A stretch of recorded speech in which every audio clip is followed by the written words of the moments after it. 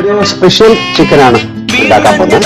അതായത് അതിൽ അധികം മസാലകളൊന്നും ഇല്ല, എല്ലാം ചതച്ചാണ് ഉണ്ടാക്കുന്നത്.